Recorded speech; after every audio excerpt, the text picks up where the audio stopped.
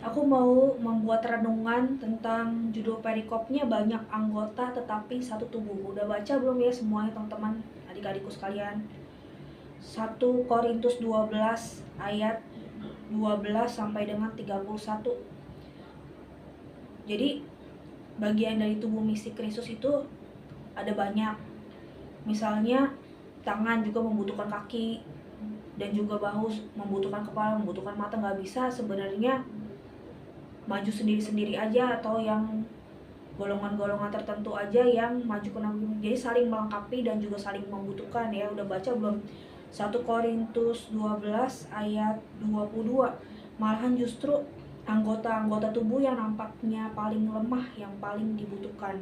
Ayat 23. Dan kepada anggota-anggota tubuh yang menurut pemandangan kita kurang terhormat, kita berikan penghormatan khusus. Dan terhadap anggota-anggota kita yang tidak elok, kita berikan perhatian khusus. Sebenarnya aku, Stella Jaya, juga bagian dari tubuh misi Kristus sedikit, bagian dibagi dengan yang lainnya, melengkapi dengan manusia yang masih hidup di mana-mana dan jiwa-jiwa di alam, jiwa-jiwa kompriman lainnya. Aku kan sebenarnya tanda petik dibilang lemah, nggak dibilang mutlak lemah kayak gimana sih, tapi ada sisi aku perempuan, terus aku juga janda dan suami kan sudah meninggal, yang resminya itu udah berpulang karena medis. Dan aku itu seorang guru, tanda petik juga ada perasaan yang dulunya agak sensitif, sekarang sih udah pakai tameng perasaan ala Maka Pinu, Sato Mikael.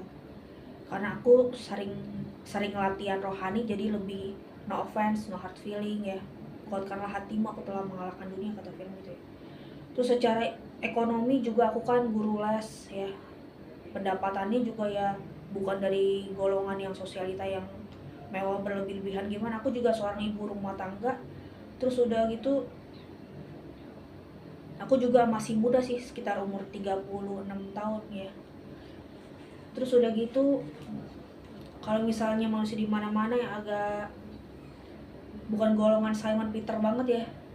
Ya bukannya mereka aja sebenarnya yang saling membutuhkan, manusia di mana-mana juga ada gunanya juga dalam melayani Tuhan. Jadi seperti ada firman yang di kitab yang lain terkait dengan ini ya, mungkin muliakanlah Allah dengan tubuhmu. Jadi sehari-hari aku udah berusaha sekali, tanganku ini juga dipakai dan anggota-anggota tubuhnya dipakai untuk melayani Tuhan, berusaha sekali tidak berdosa atau semini mungkin berdosa dari pikiran segala. Dari mikir-mikir, nulis renungan menggunakan pikiran ya, menggunakan ekspresi muka untuk tampil di vlog untuk memuliakan Tuhan. Dan juga aku mempersembahkan organ mulutku kepada malaikat pelindungku, yaitu Santo Mikael, untuk mewartakan Injil. Aku, Stella Jaya, mempersembahkan pita suaraku kepada Saint Paul Miki juga. Kalau misalnya tangan udah berusaha sekali, aku nulis renungan dan juga nulis arsip spiritualitas Santo Mikael, aku bagian dari puja gereja ya. Terus misalnya kaki, memuliakan Tuhan. Kalau jarak gereja nggak terlalu jauh dari tempat tinggalmu bisa juga prefer milih untuk jalan kaki untuk mencapai itu, atau naik sepeda gitu ya. Jadinya dengan tata gerak memuliakan Tuhan, dengan tata gerak misalnya lagi adorasi, setiap 1 bulan 1 kali di gereja masing-masing, offline atau online, ada Jumat pertama 1 bulan 1 kali, Jumat yang pertama di setiap bulannya kan ada menyembah Tuhan dalam adorasi. Itu memuliakan Tuhan dengan bagian tubuh, bahu, dada, punggung. Terus udah gitu yang pinggang ke bawah gimana kak? Belum, perut dulu. Kalau perut, memuliakan Tuhannya misalnya menjaga fungsi pencernaan, makan yang teratur. Biasa sehari-hari ada makanan pemanis, pewarna, pengawet. Jadi manusia di dunia nyata berusaha detox dengan cara yang tepat gitu. Misalnya juga minum Combantrin tuh. Kalau misalnya ada cacing sedikit anak Anda, udah minum Combantrin loh. Jadi sehari-harinya tuh membersihkan diri, tubuh, jiwa, roh, kudus. Bukan hanya jiwa rohnya latihan rohani terus beribadah, siarah, bertapa, retret gitu, tapi tubuh fisiknya juga dirawat, kan merawat bait Roh Kudus juga dalam diri ya. Kalau misalnya bagian pinggang bawah gitu ya sampai dengan lutut, itu juga Bisa juga beli celana atau rok warna kesukaan Tuhan dalam dirimu atau kesukaan malaikat pelindungmu. Santo Mikael, suamiku, malaikat perang di Archangel, lagi suka warna merah. Di warna merah bukan hanya berarti yang negatif atau apa artinya ya, bisa juga berarti strong leadership dan juga berani ya. Jadi kalau misalnya roknya itu nyaman, kalau perempuan bagusnya sih pakai rok kalau beribadah atau lagi pergi sehari-hari tugas kerja atau lagi yang udah bukan sekolah lagi ya. Perempuan itu juga bagusnya sih di hadapan Tuhan pakai rok dengan dirangkap lagi. Misalnya celana pendek kulot yang di atas atau di bawah sedikit lutut, kalau roknya di bawah lutut sedikit. Kalau misalnya pakai legging atau stocking yang warna gitu juga lebih bagus, lebih sopan lagi.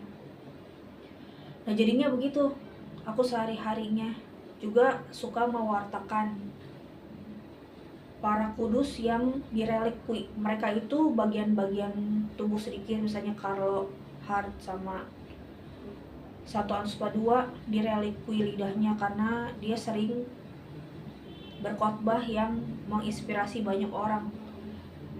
Jadinya itu kuku juga itu mewartakan kukunya Saint Therese Avila. Saint Teresi Avila kan direlikui kukunya dia.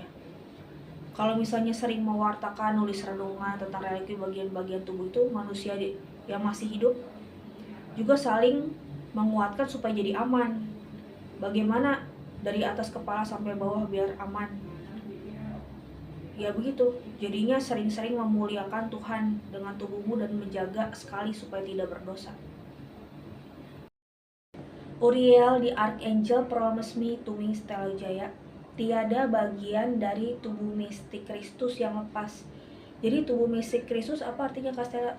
Seperti tadi yang aku jelaskan 1 Korintus 12 ayat 27. Kamu semua adalah tubuh Kristus dan kamu masing-masing adalah anggotanya. Jadi tubuh mistik Kristus itu kita manusia di mana-mana, jiwa-jiwa kaum beriman, manusia masih hidup, bagian dari tubuh mistik Kristus juga misalnya tuh. Ini Mr. E, Mr. B, misalnya lapor alam surga aku mempelai Allah, udah selamat nih Pak, papanya ini Pak Rizal, ini Pak Mr. B, bukan Kak Rizal yang punya pabrik risol ya, bukan. Jadinya bagian dari tubuh mistik Kristus itu juga meliputi jiwa-jiwa leluhur nih, jiwa-jiwa leluhur yang udah di surganya juga, dan juga jiwa-jiwa kaum beriman yang di alam roh belum masuk surga dan juga tidak masuk neraka, masih ada di antaranya. Dia jiwa-jiwa mereka itu sangat membutuhkan doa dari kita yang masih hidup, sangat sekali. Ada misa atau perayaan Ekaristi 2 November, misa yang diperuntukkan bagi jiwa-jiwa kaum beriman. 1 tahun 1 kali ya, jangan lupa untuk intensi secukupnya gitu. Mereka ini menjelang akhir zaman sangat membutuhkan pertolongan doa-doa yang masih hidup. 1 jiwa kira-kira bisa selamat sekitar 50.000 lah 1 kali makan itu ya. 1-2 jiwa kalau unboncet bisa diselamatin 50.000 rupiah. Kira-kira tuh dulu sekitar 2 jiwa gitu. Nah, kalau misalnya leluhurnya kita doakan dia udah pasti selamat gitu, udah selamat, ada jiwa-jiwa yang lain yang dialihkan oleh Tuhan itu, intensi kolektanya itu untuk menyelamatkan jiwa yang lain yang masih membutuhkan pertolongan. Bagian dari tubuh mistik Kristus itu juga meliputi jiwa-jiwa dia penyucian juga. Terus juga ada makhluk itu kan segala makhluk memuji Tuhan pencipta selamanya. Kami memuji, kami menyembah, hormat dan pujian kepada Allah. Dan mereka itu ya banyak artinya sebenarnya. Makhluk bukan cuman manusia, makhluk yang hina jadi makhluk mulia tuh yang ada di kitab Mazmur. Jadi kayak roh binatang hewan itu juga dia kalau bisa dikasih izin Tuhan juga berkat doa Santo Frasus Assisi, berkat doa yang para kudus yang ada gambar hewan-hewan yang dia bisa diselamati juga. Itu juga sedikit ada tempat di surganya juga menjelang akhir zaman setelah manusia udah pada pengadilan akhir juga. Semoga banyak jiwa-jiwa terselamatkan. Seperti kata Romo yang mimpin misa di misa arwah Kak Willy Fidelis Willy yang pahlawan KRI Nanggala Mayor Laut itu, sebenarnya Tuhan menghendaki semua banyak sekali yang selamat, tapi kalau misalnya semua nggak bisa selamat gimana, ada satu tertinggal, ada satu atau dua yang ketinggalan. Jadi mudah-mudahan manusia di dunia nyata pada bergaya hidup kudus juga untuk menyelamatkan dan menolong, saling menolong dengan jiwa-jiwa yang di alam roh, jiwa-jiwa kaum beriman yang masih membutuhkan doa kita.